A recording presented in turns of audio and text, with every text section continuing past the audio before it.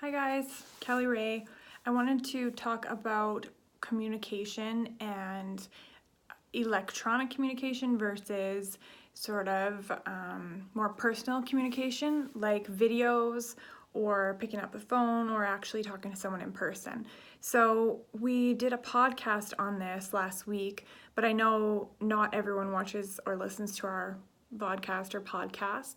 And I've seen already today, Monday, with most businesses closed, I've already seen a couple examples of this out there with businesses that we work with. So I wanted to do a video about this to make sure that everybody knows how important it is. There is a professor, I think it's UCLA, Albert Mehrabian, out there who did a study, and he talked about only 7% of communication being verbal, or the words that we use, and then the remaining 93% being tone of voice and body language or facial expression. And although there is some research that disputes that, the fact that the majority of our communication comes from things other than the words that we say is indisputable. That's funny, we're talking about words too.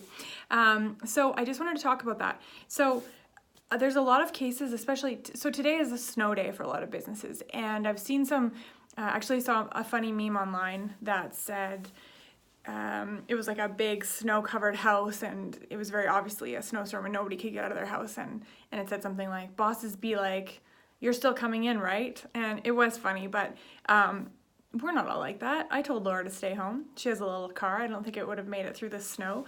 But if Laura and I didn't talk on the phone and I just sent an email and said something like, I assume you're staying home today, be safe. And she just got that email. She could take it in, a few different ways. She might think I'm mad, or she might think that I'm annoyed, or any number of things.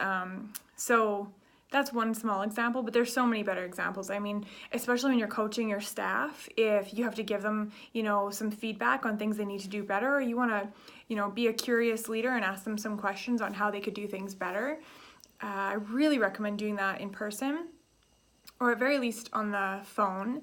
And even better, we've been using Loom, Loom. It's a free, the basic version is free, and it's software that you download, and it's awesome. You can either do full video, full screen video, or you can do screen and cam, so it shows what's on your screen and a little circle of you in the corner on camera, or you can do full camera. So that would be just you talking, kind of like I'm doing right now. But it's been really effective, and many times when I'm responding to an email or sending something to a client, I'll film a video instead of sending an email, just to make sure that they see my voice or see my face and hear my tone of voice, because I want to make sure that all that important stuff is communicated too.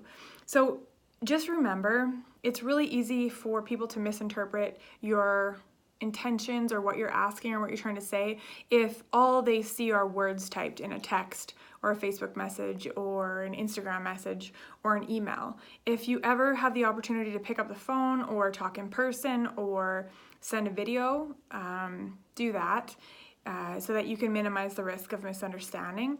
And also the other thing I wanted people to sort of think about is, in a lot of cases, if you don't take the time to do a video, make a phone call, or talk in person, you'll create such a mess from your text or your email that you'll have to deal with later, that it actually would have been worth your time. Like, it would have taken you a lot less time to just do the video or pick up the phone or have the chat in person. So I think myself especially, I fire off emails like crazy, emails and text messages, and sometimes I don't even think about the possible wake that I might leave from those messages, and sometimes it creates some problems, that I have to deal with later that take a long time. And I would have just saved myself the time and the trouble, and sometimes people's feelings, if I just actually took the time to record a video or phone or talk in person. So I know if you think in your business about the last time you had a misunderstanding with a client or an employee or a business partner or any other stakeholder in your business, it probably involved written communication. So